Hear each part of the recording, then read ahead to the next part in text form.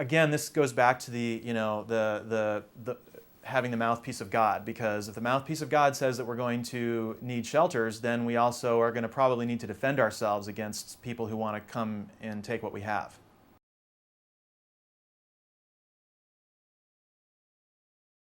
It was, a lot of people bought their own guns, but, it was, I would say it was kind of an informal, it was informally organized, like, okay, these are the preferred calibers, and, you should kind of probably try to get one of these, it was sort of suggested, the word was put out that, this would be a good idea. And so a lot of people bought a lot of the same kind of weapons. Well, I mean, it's a shame that the whole thing happened the way that it did, because, obviously, my stepfather was arrested, and Vernon Hamilton was arrested, and, it was, it was unfortunate. All I can say is I know that I'm sure they regret it terribly, and, I regret that it happened.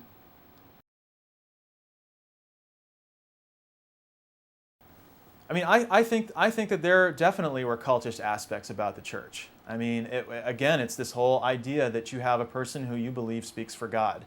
And it's one thing in a mainstream church because it's kind of tempered by Scripture and you've got a large organization, but when you have a small group and that person is speaking for God, they have a lot freer reign to abuse power. So in that sense, I think it was a cult.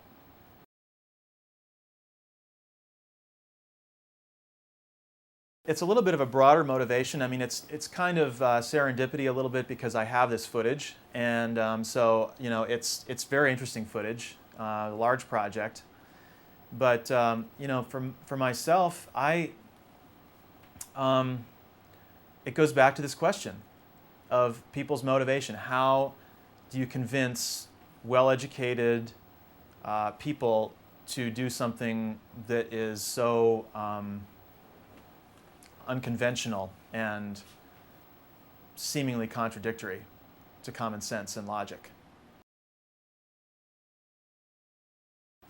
I don't have an answer. I'm still, I've done about 10 interviews, and I'm getting varying answers from people, and mostly it's well, it seemed like a good idea at the time, but it's a little more involved than that. I mean, obviously, if that were all it was, it wouldn't be very interesting, but. A lot of people I'm talking to still hang on to elements of the beliefs, and I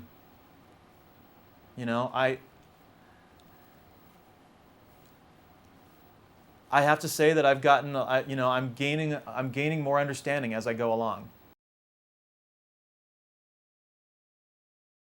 A lot of things. I mean, I've got a dozen hours of footage of interviews, so I mean, it's like, various things. It's a lot of the stories are very personal, and so I think that's what makes it interesting.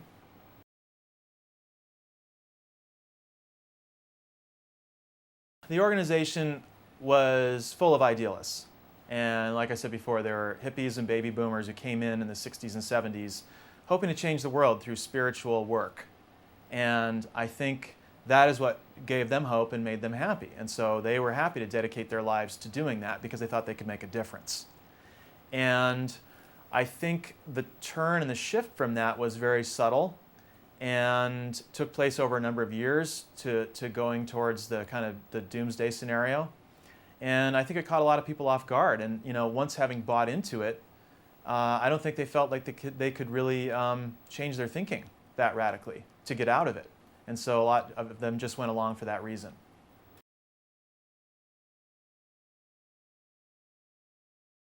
Well, yeah, because, I mean, we had all these guns there, tons of guns, tons of ammunition, and a lot of really inexperienced people. I mean, people who were hunters and stuff, but, not a lot of people experienced in military tactics. And I'm certainly nobody had any experience with any kind of, with a few exceptions of like any sort of a firefight or whatever. And there were rumors, and I never found out whether any of this was true, but there were rumors that, there were agents watching the ranch during the shelter cycle.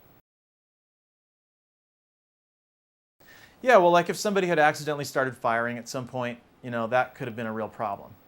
So I mean, it's because when you saw what happened at Waco, you know, I mean, the government kind of went in there, and it was it was really the government's fault. So I mean, I don't think that I think that long before anything like that happened, you know, cooler heads would have prevailed, because I feel like everybody at CUT was pretty level-headed and didn't want a confrontation.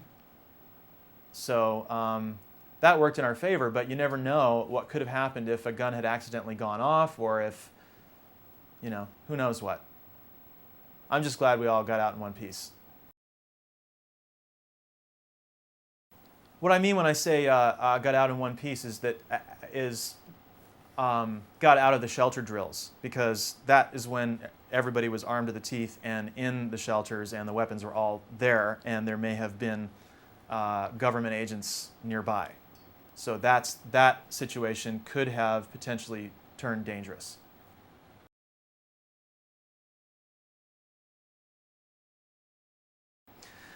Yeah, I get the gamut of reactions. I get, well, there's basically three responses. One type of person is really grateful. They find some comfort and answers in what I have to say. Another group is dismissive. There are people who are still true believers, and they're dismissive of everything I have to say. They try to write it off that I'm angry, or I had a messed up childhood or something, and that I'm just, you know, acting out in some way.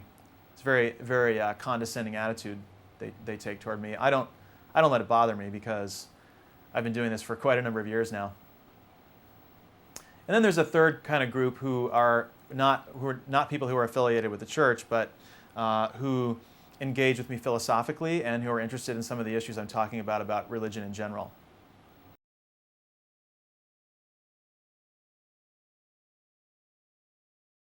Well, I think that religion does drive a lot of the conflict in the world today. And there was a really great series done by Christiane Amanpour called God's Warriors. And that series, it pretty much lays it all out. And she does it really well without really taking a position. And I just see, I hope that someday humanity can get beyond religion. I think we really need to do that if we want a peaceful world.